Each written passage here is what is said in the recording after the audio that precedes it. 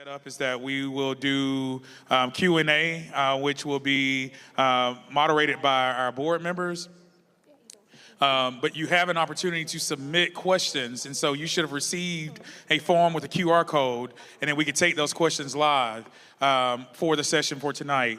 Right after that, board members will transition Dr. Johnson over into a listening session because he wants to engage with the public and the people, and so we want to make sure that that opportunity is available.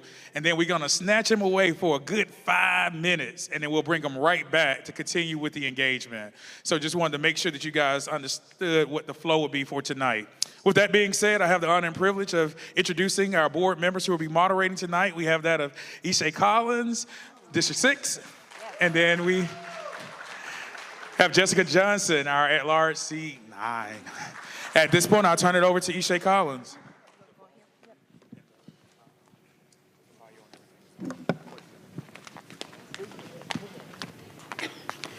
Make sure you guys can hear me okay. Good evening, everyone. Again, I am Ishay Collins, honored to serve as your District 6 school board member, representing the Therrell cluster, South Atlanta cluster, a little portion of Washington and Carver. And I'm joined by my esteemed colleague, your seat 9 at-large member, Jessica Johnson, that is with us today. And before we begin, I also want to acknowledge our other board members that are joining us. We do have board member Alfred Shirvey Brooks, your at-large seat 7 board member, and Cynthia Briscoe Brown, your seat 8, your seat 8 board member. And do we have any others that are with us that may be joining us a little later? Thank you all so much for coming on the south side, the best side, as I always say, the right side.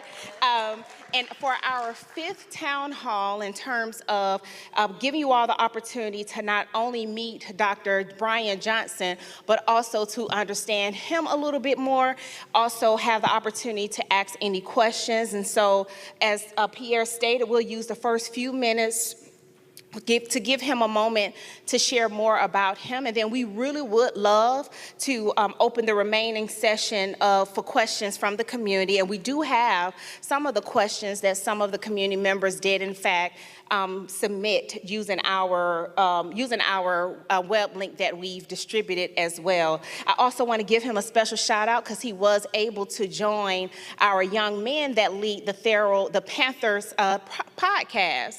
And so if you haven't been following the great music education program here at Therrell that goes beyond just instruments, we have a very robust podcast program, music technology program, and so Dr. Johnson was able to meet our young men and will be highlighted on the podcast. I definitely want to give him a shout out for making time to meet some of our students over the summer, and also give special shout out to the amazing educator, Mr. Davis, that is with us in the back, that teaches that class, and also the young men that are with us. If you're here, are they still with us, Mr. Davis?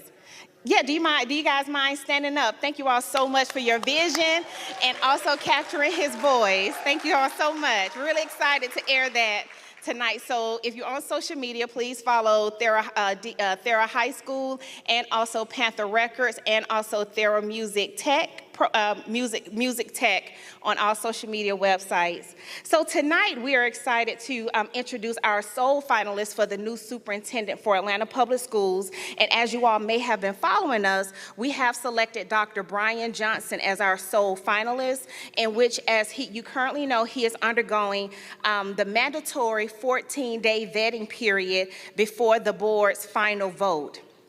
And this is in accordance with our the state legal requirements, and that the board must present between 1 to 3 finalists to the community at least 14 days before we vote to hire the next superintendent. And so this is the 5th of a series of town halls. I do want to put out that the final town hall would be on this Friday, same time, 6 p.m. at Washington High School. And so so we appreciate seeing all of you here tonight, and for those of you who submitted questions in advance. Since we have only 1 hour to learn a lot about Dr. Johnson's vision for the next phase of growth for Atlanta Public Schools, we will do our best to make sure we answer all of your questions and also make sure that we at least tap every corner of any feedback or concerns that you all may express to us tonight. But we want to share a little bit about Dr. Johnson and how we arrived at selecting him as the best fit for Atlanta Public Schools. Dr. Bryan Johnson is an accomplished K-12 leader and former corporate executive who brings extensive experience in educational leadership, workforce development, business strategy, change management, and collaborative leadership. And I always love to also emphasize that he started his career as a teacher. For nearly 2 decades, Dr. Johnson has dedicated much of his career to public education, again, serving as a teacher, a school administrator, a district administrator, former superintendent, and higher education executive. He is currently the Executive Vice Chancellor and Chief Strategy Officer at the University of Tennessee at Chattanooga. And from 2017 to 2021, he served as a superintendent of Hamilton County Schools, which currently educates 45,000 students across 78 schools. And during his tenure, Hamilton County Schools became the fastest improving district in Tennessee. In this role, he was recognized as a visionary leader. He launched the Future Ready Institutes, which was career-themed academies across the high schools, earning the recognition from Ed Week as a leader to learn from. And during the pandemic, which we know was very troubling times, globally, Dr. Johnson led a community effort to provide high-speed internet to every economically disadvantaged student household in the district for 10 years, addressing the digital divide. He has received numerous accolades for his leadership as superintendent, including being named the 2021 Tennessee Superintendent of the Year by the Tennessee Organization of Superintendents, and also being named a finalist for National Superintendent of the Year. He was also listed as a superintendent to watch by the National School Board Public Relations Association. And also before serving as the Executive Vice Chancellor of UT Chattanooga, he served as the Chief Transformation Officer for U.S. Express Enterprises, where he supported technology and management teams across the entire company. And so without further ado, Jessica will, when we move into questions, Board Member Johnson will help facilitate the questions. But without further ado, I will all ask for Dr. Johnson to share a few words with you, and then we'll divide into some questions. Let's go ahead and welcome Dr. Johnson. Thank you very, very much. I would joke, the last 4 I had water. I'm on the 5th one, I'm at Coke Zero. So, and some of y'all been here all 5, so you know, I'm gonna sit it there so it's out the way. How are y'all doing? I appreciate the opportunity. Appreciate, first of all, you all coming out the day before a holiday. Very, very, very, very much appreciated. Don't take lightly that you've given of your time to do that. I'm not going to talk a lot about myself at all, really, because I think we'll answer a good bit of that in questions. And as Board Member Collins mentioned, really want to spend time engaging with you all with ideas, thoughts, suggestions, and questions. And so again, I just appreciate you being here. I'd be remiss not to point out my beautiful wife and my okay-looking son that have joined me for several, so I appreciate their presence tonight as well. So I'm ready. All right, you ready? If you're ready. Okay, so we're going to jump right in. Jessica Johnson again, at large, seat 9. I live right off Campbellton Road, so this is my neighborhood school. So I'm excited to be here today. We know that Atlanta Public Schools has a fairly solid graduation rate, but curious, what are you going to do to help decrease the dropout rate? Yeah, so first of all, when I think about graduation rates, and I've said this over and over, and I'm careful about, I'm learning that people are watching these, which is good, because people come up and say things that I maybe have said the night before that I forgot. But I do want to, at the risk of being redundant, I do want to say that one of the focuses for me, and I know this board, is not just graduation rate. And I was telling the podcast group, and I told you, I said, he held me accountable and said, you know, call us out the way you call Sutton out. Sutton last night, or was it last night? Yeah, it was last night. I said they were the first group to do a video. So Therrell is the first group to do a podcast. So like, y'all got it going on. But what is really important to me is graduation rate and preparation. And so I value a high graduation rate. I value higher, to be really honest, how prepared a student is when they graduate.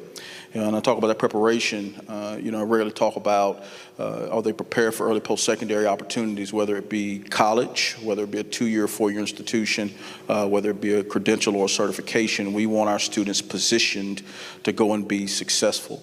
When I look at some of the programs, as I'm learning the different programs that are across campuses here, these are the type, when I think about the music program, these are the types of hooks, I call them, that really captivate and capture students. And it keeps students from dropping out.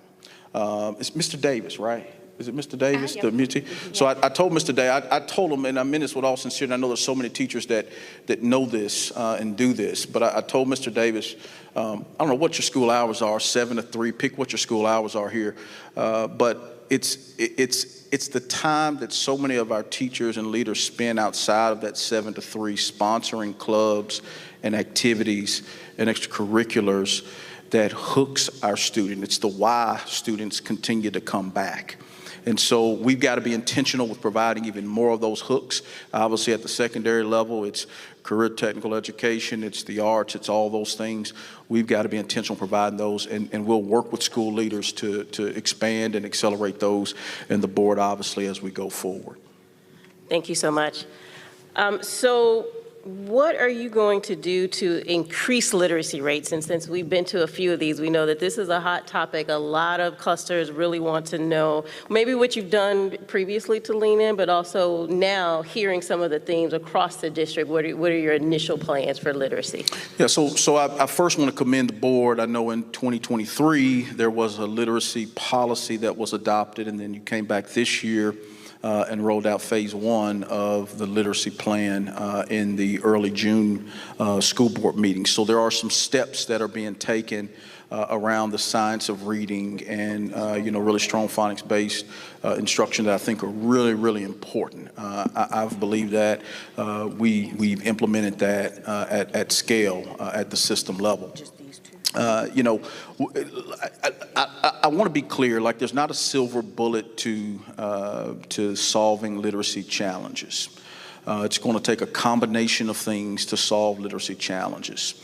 Number one, we've got to make sure that the early learning opportunities are robust. Had a chance yesterday with board chair to have a bit of a conversation with the mayor and know that there's been investment from the board, there's been investment from the city, there's been investment from philanthropy and partners to expand early learning opportunities.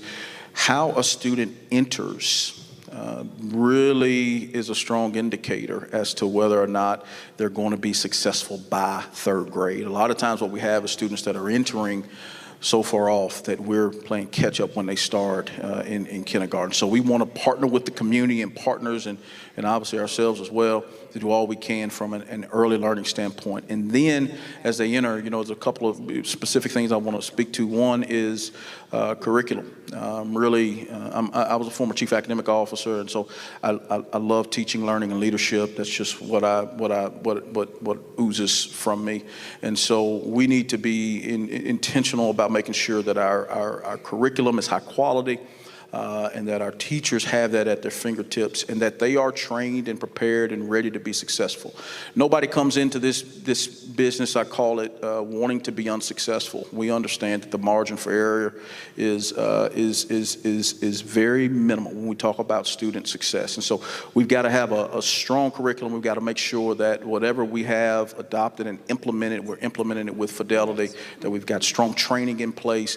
And let me just speak to training. You know, it's one of those things where we have to embed the training into the day for our educators. You can't ask an educator, and I just want to be really candid, it's tough to ask an educator to teach a full day and then go to 2 or 3 hours of training afterwards.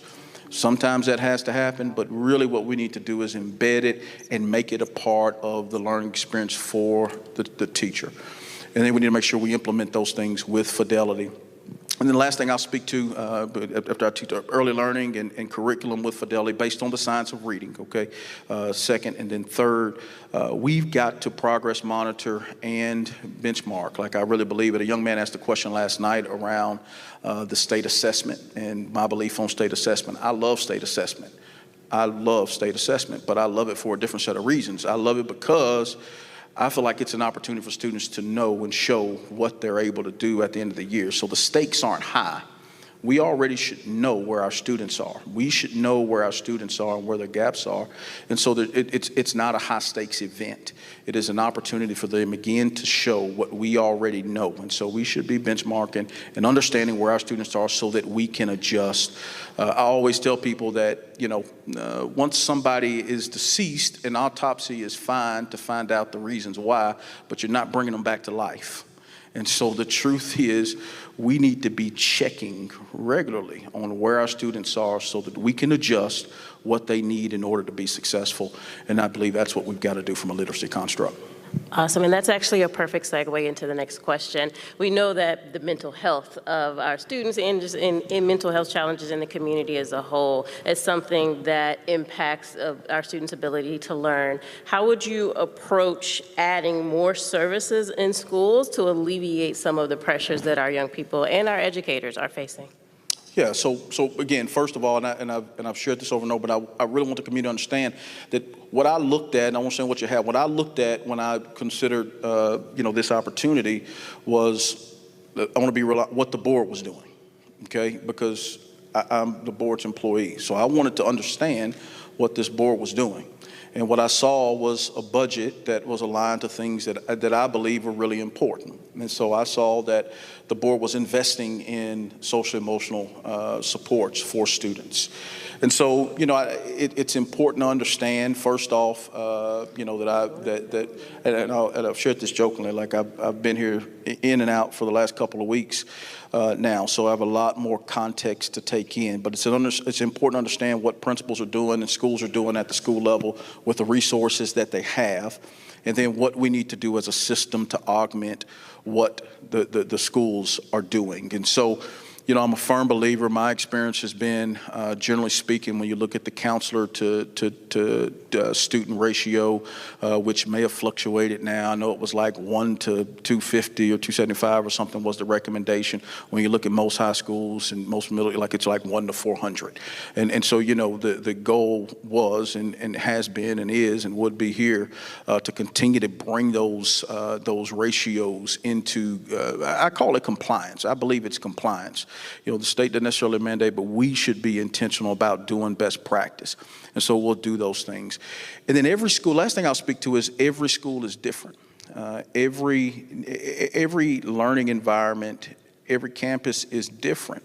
And so the needs at Therrell may not look like the needs of, you pick it. And what does this school need for its students in order to be successful? And that's how we'll make decisions around every resource to include SEL and other areas. Awesome. So want to ask a question around, I guess we could assume that poverty is one of the indicators. It kind of correlates with academic achievement and success.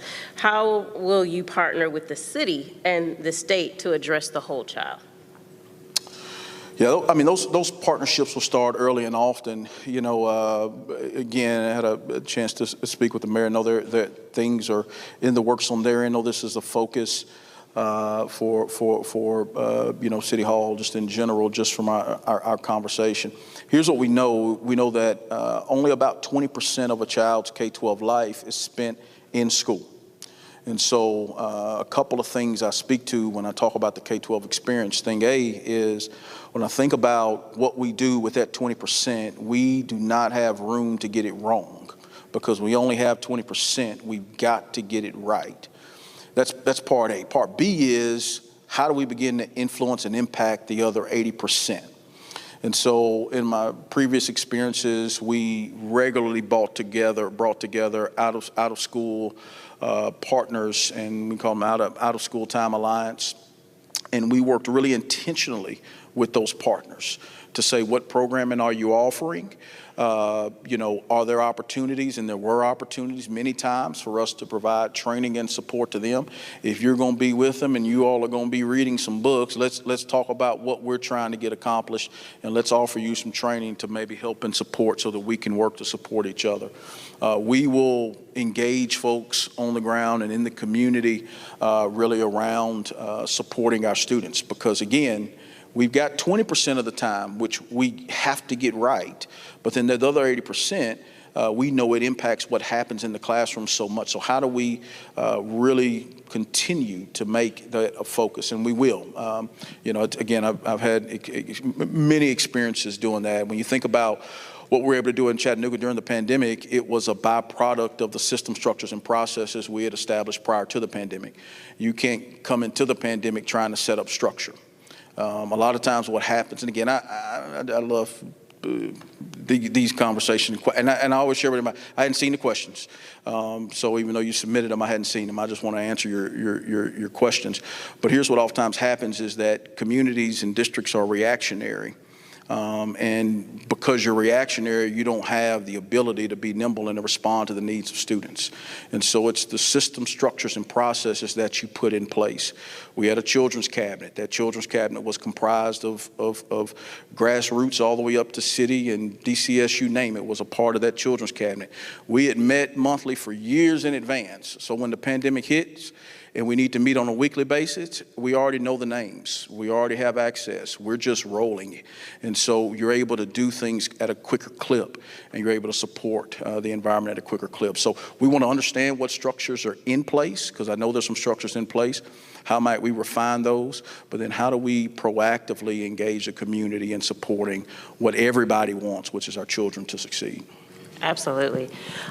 So we have time for maybe 2 more questions that were previously submitted, and then we're going to open it up to make sure that you all have an opportunity in real time to get to know Dr. Johnson and answer some questions. So you did mention structures. One of the structures that can be challenging in Atlanta Public Schools is our transportation system. And so this stakeholder wanted to know, would you work with MARTA to improve bus frequency at our campuses, to elevate some of the bus issues, or if not, what would be some of your thoughts around improving overall mobility for our students? So I ain't going to answer that question like that, because I don't know. Let me say this. Let me say what I do know. Okay, I'll tell you what I do know. And I know this guy, I've talked to several board members and heard from the community, and I've felt it myself. There's a little thing called traffic in Atlanta. And it's tough, you know what I mean? And it's only going to get tougher. And so we've got to make intentional decisions about our transportation infrastructure and what we do. And those are conversations that we've got to have. I know there's been some subtle bell time, will be some subtle bell time adjustments to allow for a little more time in between some routes. I should give context from my former community. Hamilton County is about 576 square miles. Okay, and so although we don't have the concentrated traffic compression that Atlanta has, we had more square miles to cover. And so we had to be really intentional with our tiers. We had to be really, and when I say tiers, we worked on you all do too, on a tiered system for transportation. We had to be really intentional with our tiers. We had to be really intentional with our start times.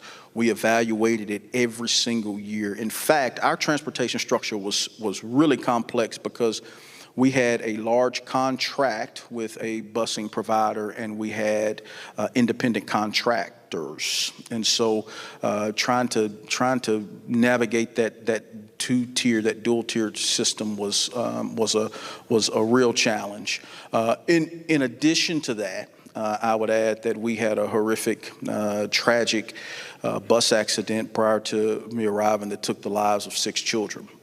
So when I walked into the district, right, and I try to give people this context so you understand a little bit about who I am. When I entered into the district, we had several crises that had went on in the 18 months prior to me coming.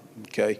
And so you had an Ottawa high school hazing incident that ended up being classified as a rape incident that had happened between some student athletes. You had scores that were not good, that had not been reported to the board. The superintendent had not communicated with the board about how the district had performed, and the board found out through state legislators as a result of the state getting ready to take over some schools. And so imagine that, right? Like, you know, a school board saying, you knew this was on your desk and you didn't tell us. So that was a bit of an issue. And then you had a tragedy in the bus accident, and all that's what we walked into when we started our superintendency. And so, you know, when we think about the complexity of transportation, I'm giving all that context to give context. There's transportation opportunity, but what we have to do is do it together, and there's going to be challenging decisions I think we're all going to have to make as we go forward. But we want to make that with input, and we want to understand the implications of all those things. And so we want to partner as deeply with any partners that make sense, but we'll do that in lockstep as a community. All right, I'm going to close us out with a free-form question. And pick a challenge. Those have been the worst ones for me. I've struggled. I think I got a can't touch this MC Hammer out of one and something else out of another. I've been a mess on those. So what's the biggest challenge in your 2 weeks or week and a half time that you've been in Atlanta? What do you believe right now is the biggest challenge, and how do you plan to tackle it? Yeah, well, I think that's actually I can handle that one. So I've said this over and over. Context matters, right? And for me, and I make this. Don't count on this from me every time, but count on this from me. I shouldn't say this, but I'm gonna say this. My wife's gonna cut her eye because we rode together today. But I'll be here till the last person leaves tonight. At least in the building. If y'all go out in the parking lot, that's on y'all. I'm not gonna stay out there with y'all all night in the parking lot. But it's really twofold. One, you know, as superintendent, anybody in these roles has to understand you serve people, okay? And the only way you can serve people well is by gaining context. Context matters. And I told the group doing the podcast earlier, they asked me what I would tell my younger self, and I said, go slow to go fast. And I don't mean go slow because you got a lack of sense of urgency, but understanding the terrain, understanding what the challenge is will help you not make missteps. And so when you're dealing with children, what I understand is every decision matters. And so it's that level of intentionality we'll attack the work with. And so for me, it's about understanding this community. So when you say what the biggest challenge is, I want to take it all in. And I'll take it in pretty quickly, right? I will. We'll gain really good context pretty quickly. I'm already really crystal clear on a few things. And so we want to gain that context. So that's the most important thing for me is listening and learning and really understanding what the challenges are. I've shared this and I'll lean into it. I'm not from Atlanta. I'm really glad that I'll be calling Atlanta home. But one thing I will always do, and the board can count on this, and you can count on this as a community, we're going to call balls and strikes, right? And what I mean is we're just going to call it like it is, and we'll always lean into that. And so I want to gain clear context so that we can do. So listening and learning is the most important thing that I have to do immediately, and these are opportunities for that.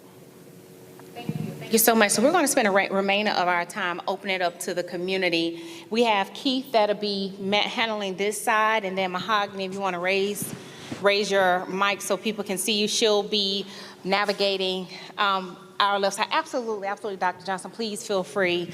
Before we do dive in, I definitely want to give a shout out to our educators, our APS crew that's in the building. If you are, raise your hand. As we count down, we're in the month of July. Hope you guys are enjoying your summers. And then we have any Therrell cluster alumni, whether you went to the elementary school, Bunch Middle School, Therrell. I always love to give a shout out to our Panthers. So thank you all so much for coming out as well. So we're going to go ahead and start with questions. Feel free to raise your hand if you have any question, and we'll just kind of double tag team each side. Yes, yes, ma'am. Thank you. My son graduated from Therrell several years ago, Yes. and I'm a grandparent now. I just want to know why you want to come to Atlanta, and what do you have to offer us? Yeah. So why do I want to come to Atlanta? I think it's not a one answer, right? I think there's multiple. When I think about what Atlanta Public Schools should be and can be, it really excites me about the prospects. And I've been really, really clear with the board. There are 50,000 students. There's over $2 billion spent, okay? And again, I'm a ball and strike caller. And when I look at, let me give you context from where I came from. 45,000 students, 50,000 students here. We had about a $550 million budget. 50,000 students, over $2 billion spent. Outcomes can be stronger.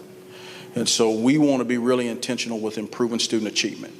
I think there's an opportunity to improve student achievement here, and the children deserve to have student achievement improved. Look, I've had a blessed career, a tremendous career. So for me, coming to Atlanta isn't a next thing. Coming to Atlanta for me is not, I'm not looking for a flash in the pan experience. I've had the entire continuum. So I'm very comfortable in that. I'm not looking to, pop in town and pop out. Again, my family's here, and we see this as a place that we can call home and do good work. We want to defy the odds. Our whole goal is to defy the odds. I've told the board, and they can vouch for this. My goal is, my son's going to 7th grade. I want to shake his hand as superintendent of Atlanta Public Schools in however many years that's going to be, 6, 7, whatever that's going to be. And that's the goal. And the question is, can we defy the odds? I know what the data says. Like, I know clearly, when you're in these roles, you know what the data says. The data says we might last 3 years. That's what the data says. But I believe we can defy the odds. And it's incumbent upon me, right? A bunch of that responsibility falls on me to follow through on the things that we set out and charge out to do. And then obviously the board is the one that ultimately makes the decision about me. And so, it's going to be a combination of things, of the board being really, really clear about what our goals and desires are, and then for us to articulate to the community, here's where we are, here's where we're going. So, again, to answer that question really clearly, and I came down, I feel like we were far away, this is not a notch in the belt assignment for me. Like, we're running to this challenge. I've had some people ask me on the other side, why in the world would you go do that? And I say, because it's the right time and the right season to serve in this capacity. So I appreciate your question. I got you right here.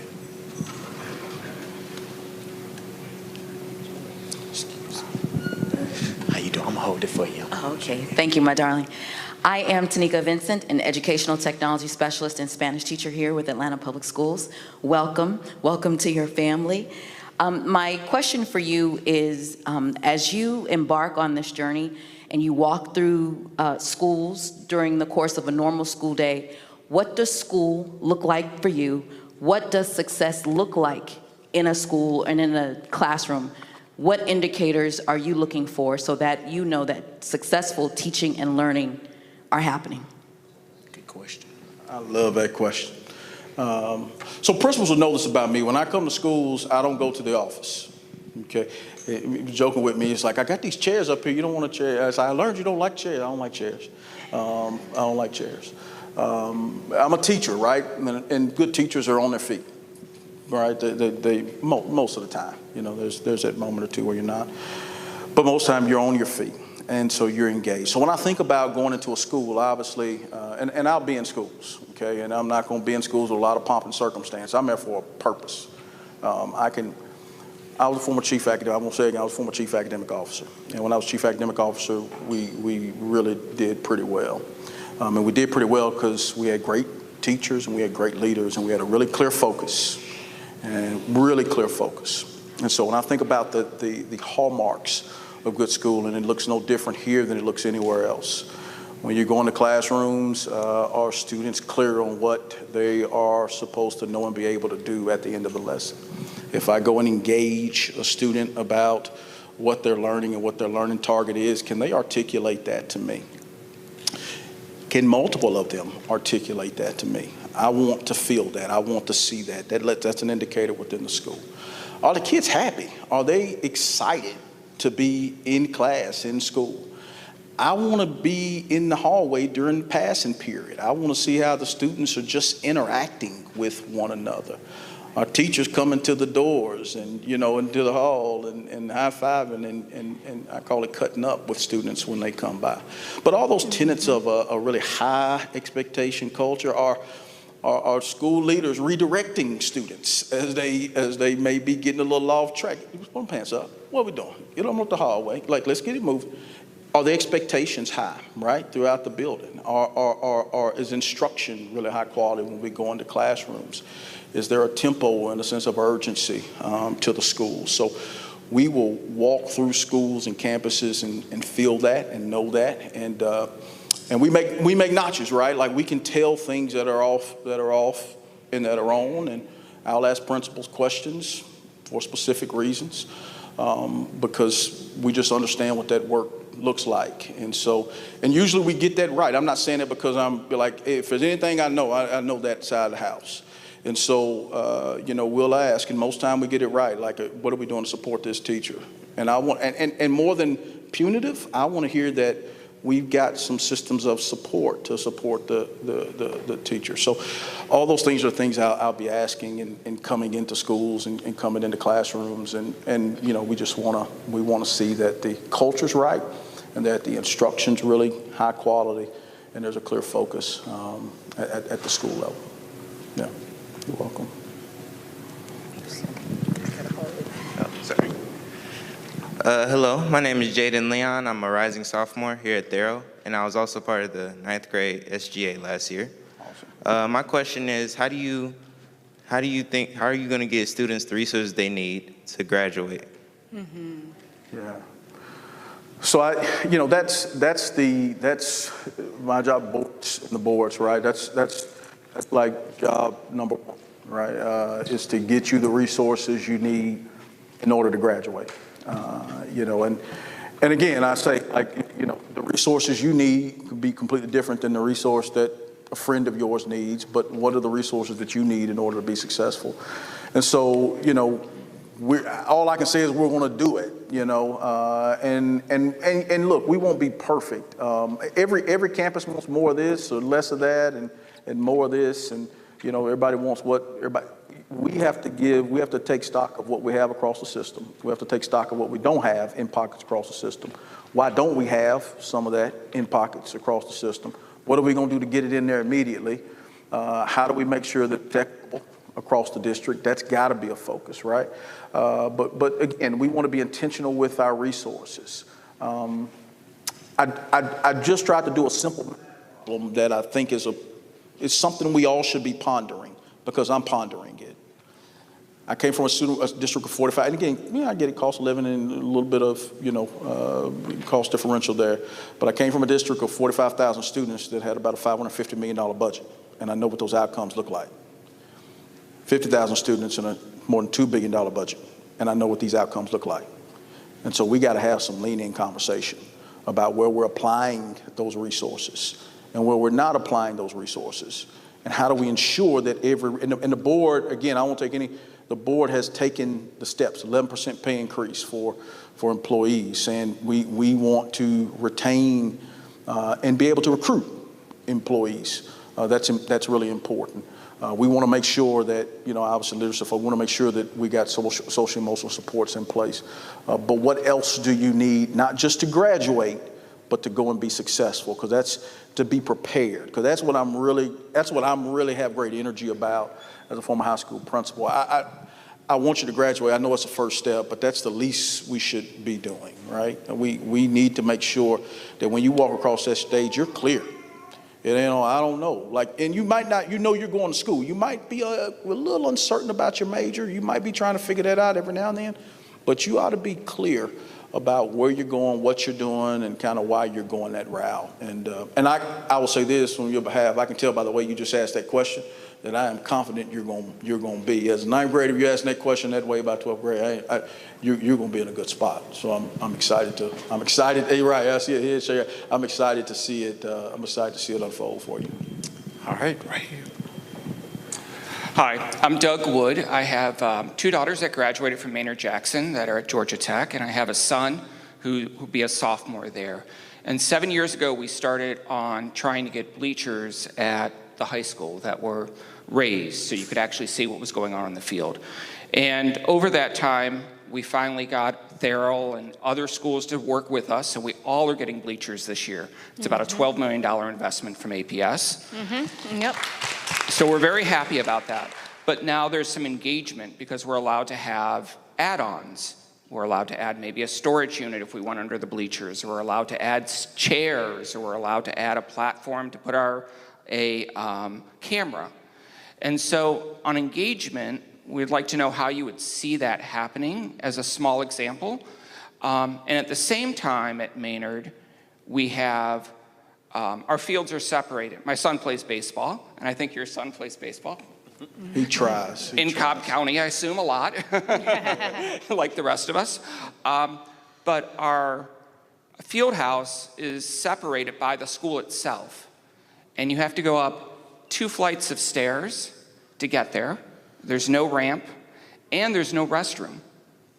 And so when they did the renovation of the school that was asked, that was supposed to be there, was taken away, and it's just never come to fruition. It's about $100,000 to add a 10 by 20 building. So that community engagement, how we would engage you on those types of topics to get parent involvement in all of our schools and address those types of issues. Thank you. Thank you. It's a great question, and I heard athletics yesterday. Again, some of these are thematic things that we're garnering, picking up. I think the mother's comment yesterday was that doesn't feel like we do sports as well as we possibly could. Again, I know it's tough. I've been in the situation where you're trying to spread resources. As far as engagement, a couple of things I want to speak to. Obviously, I'm not the single-threaded person that's going to be the person. I am intrigued to understand, and I've been here. I hadn't even been here 2 weeks, I've been 4 or 5 days, but I am looking to understand what our district athletic director's engagement is with high schools, okay, and middle schools for that matter. So I play college football, and I play basketball. Like I value what sports do. I value what the arts do. I value what career technical education do. All those things. I think they're hooks for students. But that level of engagement to understand what's there, we will absolutely do it. Historically, again, I'll go back. Superintendent, chief academic officer, in both spots. We had to do some things to athletic facilities specifically for many of the same reasons, right? ADA compliance. We had a facility, and again, you're trying to. I've been on the side of you're trying to push to get things through, and you get things through, and then you cut corners because you don't have enough budget to do what you really wanted to do. So I'll tell you one we walked into, and it was already done. But we had to go back and remedy it real quick. We poured track. They poured track on but pavement on the home side of the football stadium, but didn't pour any pavement on the visitor side. Not only did they not pour any pavement on the visitor side, but there were no restrooms on the visitor side. So what happens when you're in a wheelchair? A, you can't get over there, and B, if you get over there, you have to you got a bunch of issues. So we had to go back and retrofit. It's actually 2 campuses in that. But the impetus for retrofitting was the new building. But then when we looked at the new building, we had to say, hold on, let's take a beat. We got another high school that doesn't have that situation, so we got to go back and address that too. So again, it's just these kinds of dialogues. We'll file away. I know that your board member, it's their top of mind. And as we look at facilities, so one of the things, and I know there's a facility plan in play. We want to dig into that even deeper. I plan to spend some time with COO in the next several days and understand what our facility strategy proposed facility strategy is and understand what we're doing. Obviously, the brick and mortar schoolhouse, what are we doing with our extracurricular activity fields? What's the plan and the play there, and how we leverage our resources? So engagement, we want to increase those opportunities for that. Again, everybody wants everything. The biggest thing for us, I will tell you, will be to say, okay, well, here's where you are on the list, and then to follow through with where you are on that list, right? Because there's always a list. When you tell a budget, like there's always a list of things you can't do in that moment. But when is it coming? You know what I mean? That's what or is it ever coming? Like, we need to tell you that ain't gonna happen. Like, I'd rather look at it and say that's not gonna happen than to have you continue to go forward. So we want to just be open with that, and we'll establish structures to make sure that we do that. And there are many ways that can be done really easily that we'll explore. I don't know where the next. Hi, my name is Carrington Pope, back here. We're back here, Dr. Johnson. Okay, thank you. Hi, Carrington. Hi. So my question is, what is your experience in improving curriculum development and implementation to ensure all students have success? Yeah. Strong experience there. And I keep going back, y'all, I'm picking on Chief Academic Officers, but I can speak to superintendency as well, but because it's an instructional question, I'll deal specifically with Chief Academic Officer. As Chief Academic Officer, I was responsible for every elementary, middle, and high school. In our district, we didn't separate teaching, learning, and leadership. It all rolled up to the Chief Academic Officer, which also meant that most operations rolled up to the chief. Even when we had a COO, most operations rolled up to the Chief Academic Officer. HR issues rolled up to, we had a Chief from Resource, but they rolled up to the personnel. I rolled up to the Chief Academic Officer. So you get this job. All student discipline rolled up through student services, rolled up to the Chief Academic Officer. So I got this broad picture. I had a great. I was trained really well, y'all. I've had great mentors and leaders that have been in my life. And my former superintendent, when I was in Clarkson, Montgomery County, I'm going to answer your question, but I'm giving context as I'm answering your question. Because I think context matters, just like y'all trying to figure me out, and I'm trying to figure y'all out too. We trying to figure each other out. So I want to give you context so you understand a little bit about how I was trained. So when it came budget time, as Chief Academic Officer, I had to know every single line item within the budget. And I've since learned, you don't necessarily have to get that granular, but you better know. Like, I had to know every single line item in the budget. And he would ask specific questions about an item, and if I couldn't explain it, it was a problem. It was the way we were trained. So I had this broad job where I was responsible for curriculum implementation: math, English, science, social studies, ELA, CTE, all of it, really across the board.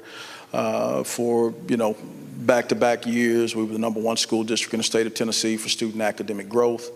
And not only did we grow at high levels, but we achieved at high levels.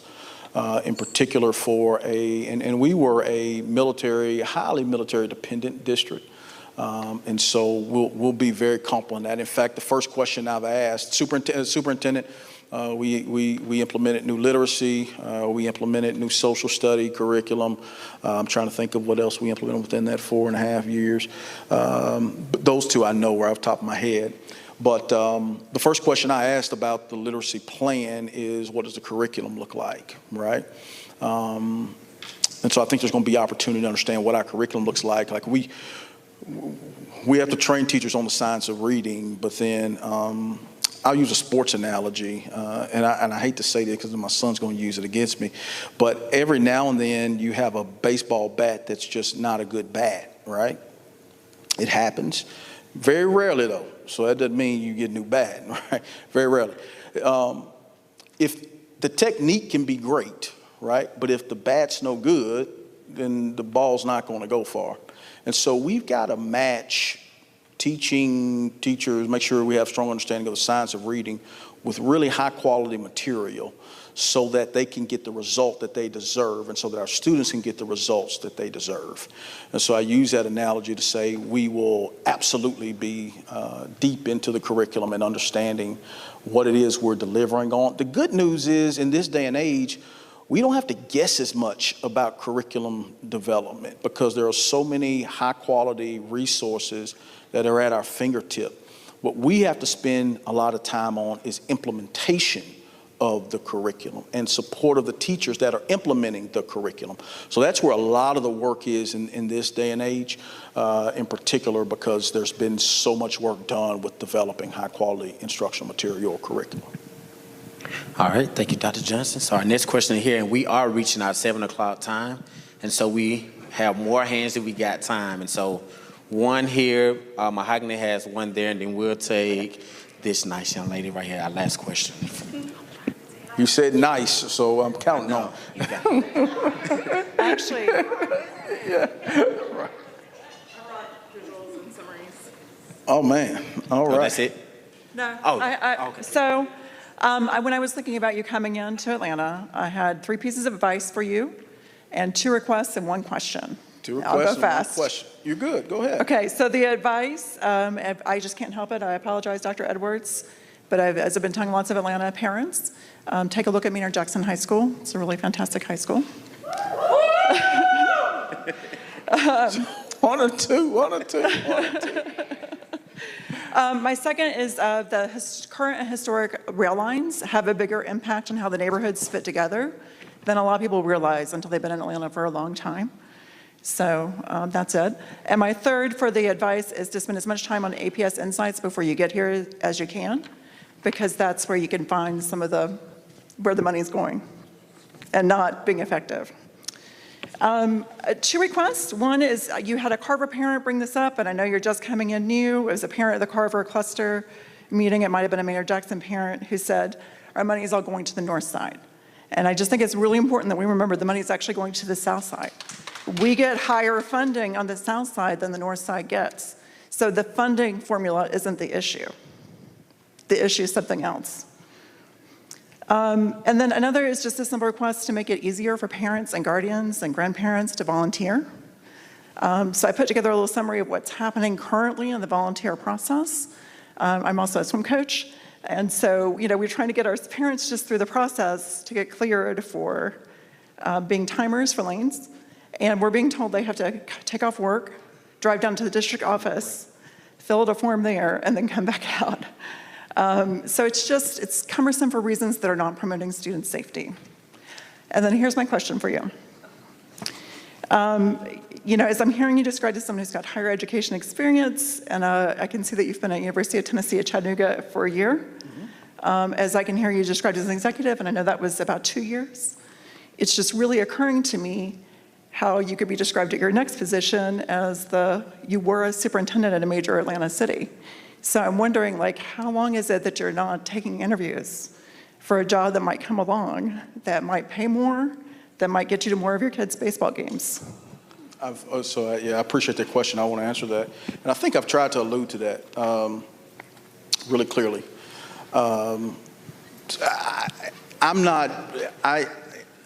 And I want to say this in the right way, I wasn't, because I understand where I'm in the process, I wasn't nipping at the bit to look for a job with Atlanta. It was a bunch of things that fell in the right way. I'm a husband and father first, okay? I'm clear about that. I'm so clear on that I'm just clear. I don't play about moving my family. So I hope that answers your question. I just don't play about moving my family. I've had the privilege, and I say this really clearly. Again, what y'all gonna get from me is somebody that's not trying to climb, not trying to rise. I'm gonna tell you like it is. I've had a bunch of privileges in life. It was neat to be on a private jet and have a rental car at the tarmac. That was neat. That ain't me. You know what I'm saying? It was neat though, don't get me wrong. Sometimes I fly around, I'm like, oh man, it was not, It was neat. But that's not what my assignment really was. It was a great experience. It has been a great experience to work in higher ed. It gives me a whole different appreciation for faculty meetings at the school. Once you go through a faculty senate, you get a whole different appreciation for a faculty meeting. Those experiences just make me better. They make me better for Atlanta. And so again, I'm not one of the conversations that and again, I don't expect the board to commit to anything you can't commit to, but one of the conversations that was really important to me is that the board wanted somebody that wanted to be here. I'm not just saying I want to see my son, I want to shake my son's hand because it's the right thing to say in front of a group. I've had a chance to talk in front of a lot, like that doesn't move me. I genuinely want to see my son graduate and be, hopefully, the superintendent of Atlanta Public Schools when that happens. So that's just me and where I'm. I don't play about. My wife is the CEO of a nonprofit. I have been very, very fortunate and blessed. We're not just moving because I want the next thing on a resume. My resume is what it is. I've been very blessed, and my resume is what it is. But I hadn't tried to build it. That's just not who I am, and it's never who I'll be. It's not how I was raised. My father was a pastor for more than 35 years. My mother was a social worker and a counselor. My mother was one of the first to graduate as African American from the University of South Carolina. My father was one of 9 children that grew up in poverty, and so, I have humble beginnings. I don't have this trying to climb mentality. It's just who I am. You know what I mean? So, if somebody comes and offers me $5 million, I'm going to look back at you and I'm going to say, man, they offered me $5 million. You know what I'm saying? I didn't expect that. But I don't think I'm that good. You know what I'm saying? I'm good enough for Atlanta, though. And so we're going to do right by Atlanta. We want to do this work the right way, and that's just who we are. So I appreciate your question because I see how you can see that. I will say this. I think I'm fortunate to get Atlanta, and I think Atlanta's fortunate to get me. I think it's a match made in heaven because there's very few superintendents across this country, that, and I say this with deep conviction, and not from the standpoint of, but have had the privilege of serving in a superintendency in a complex, is that 7 o'clock? In a complex place, probably is, we still get these last 2 questions, in a complex place, right? And not be run out by the school board. I got texts from the school board when my former school board when I was coming here, but then also has experienced corporate and also has experienced higher ed, right? A lot of times we talk, as educators, we talk from what we think. I can speak to what I know. I've had to literally, as a corporate executive that's leading a tech org that's across, multiple states, I've had to be a part of letting go of more than 200 workers in a day. And so I know what that bottom line experience of a publicly traded company is.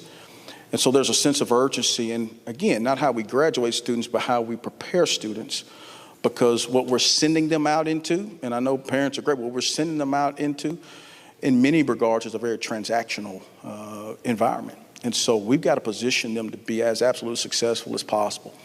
In higher ed, I've had the experience to see that the DFW rate, the drop-fail withdrawal rates, in particular in math for freshmen, we know that's extremely high, right? So what are we doing to position students? If a student doesn't have 24 credits, I can tell you a data point. If a student doesn't have 24 credit hours by the time they get through their first year, the likelihood of them going on and matriculating and being successful is in finishing in 6 goes down immensely. Not even 4, 6. And so I understand that. Like I've lived that and been able to push in on those conversations. So now I enter back into what is my love, what is my passion, and I'm able to bring those experiences to bear to hopefully make it better for students and for schools. So I appreciate your question. Great question. We're back here, Dr. Johnson. Thank you. Yeah.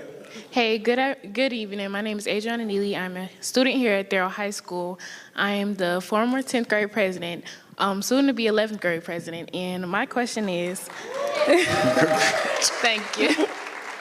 My question is, could you share an experience where you worked directly with teachers and staff to improve the work environment?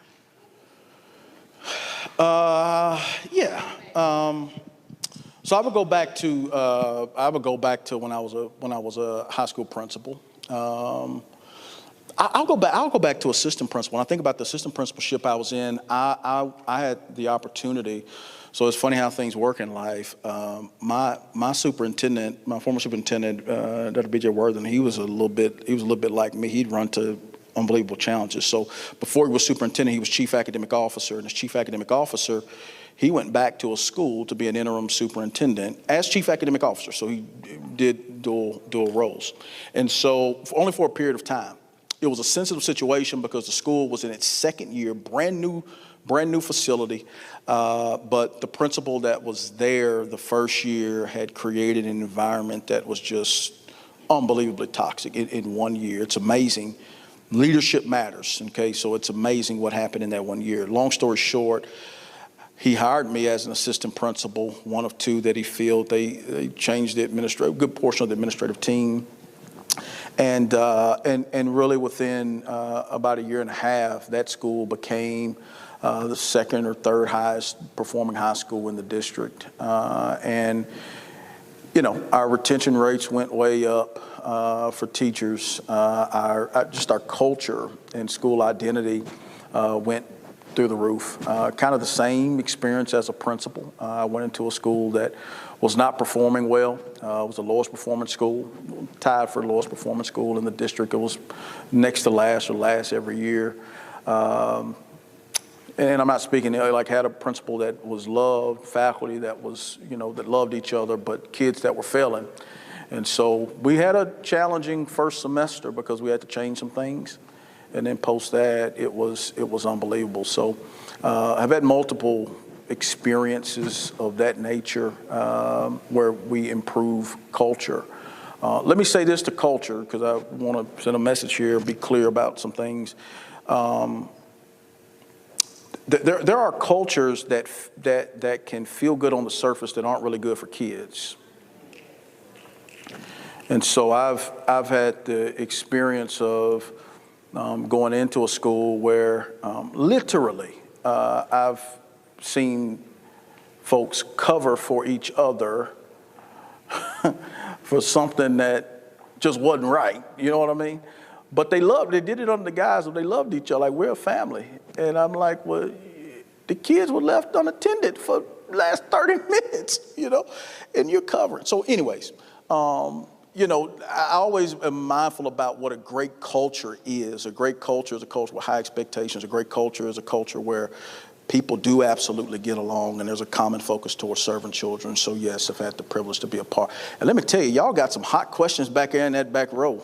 Y'all are ready. All right, we got one more, right? It's that nice one right here. Supposed to be. Right. I don't know. But the last three questions, I got stuff to study. I got, what have you done with culture? So come on. All right. This isn't really a question, but it is a question for you to think about. I want to actually see family engagement that's different. I want family engagement to where when we talk about our kids, the young man that's gonna be successful, he's gonna be successful because he's got the support at home first. But then what happens to his friend that doesn't have that support at home? How do we get to those folks in that home so all of our babies can be successful? And that's what I would like to see change. My name is Rita Harden. I am a community leader, MPUR chair, by the way. I am a KIP, Atlanta Collegiate High School parent. My daughter's a junior. There are so many families that are hemorrhaging in so many different ways. And it really scares me when I look at this generation. So, not a question, but one to ponder. Thank you. Thank you. I appreciate that. All right, let me get one more. I done said one more, and I got two. I tell you what, it's after time. So if you got to go, please go. I'm gonna spend a few more minutes. I'm gonna answer a couple more questions. If you got to go, please do. Thank you very much. Also, the beautiful thing is we'll be back Friday, so y'all can meet us at Washington. We'll be back Friday, but Friday I'm cutting it off. Friday. I tried to get my wife to go see Bad Boys with me last weekend. If she don't go this way, I'm going by myself. She was busy doing a report. She probably gonna be busy. You'll be busy this Friday too, so it's over. Thank you. Me and Bryan will go. Yeah, thank you so much, Dr. Are we gonna take one more, or we're? One more. I'll take one more, and then we're done. Sounds good. Yes, and then... yes, right here, right Right there. Right here. All right, right here. Yes, ma'am. Here we go. How you doing? My name is Carla Perkins, and I am a bus driver for Atlanta Public Schools. I've been a bus driver for 34 years. Yes. My question I would like to know is, what are you going to do to help with the discipline on the buses for the bus drivers, along with the DSE drivers, you know, with the monitors? Is there any kind of way that you could come out to meet with us? So let me answer your last question by saying I'm coming out to meet with y'all.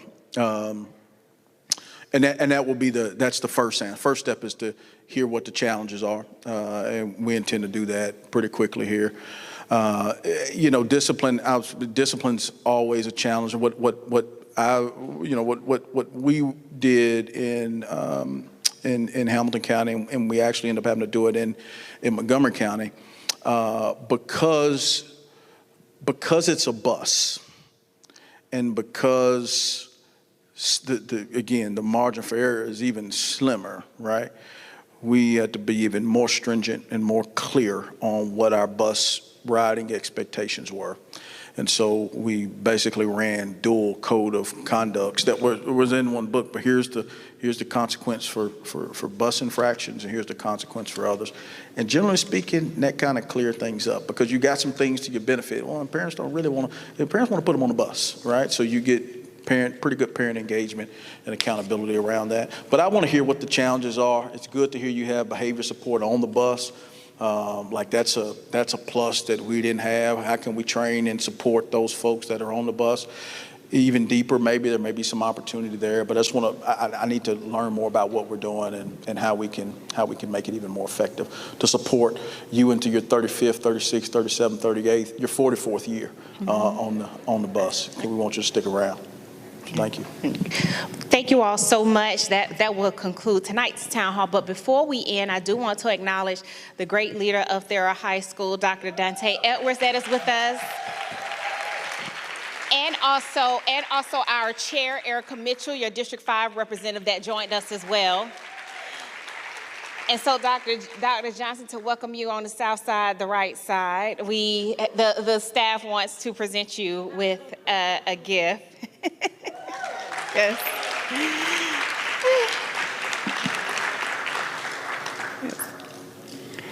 He said, that's your gift. So we look forward. So we're looking forward to you committing to the T. And so you will see that as our hashtag, as we have over the years done amazing work to transform the Therrell cluster with our amazing alumni, community members, staff, cluster, leadership all over. And so we look forward to have you commit to the T. And with that being said, is that it? We're good to go. We'll be around. Yep, he'll have 5 minutes and then he'll be, okay, you're good to fellowship. Let's go. Thank you all so much for joining us. Thank you all so much for taking time out the day before the 4th of July to join us, and we truly, truly appreciate your partnership. You guys have a great holiday.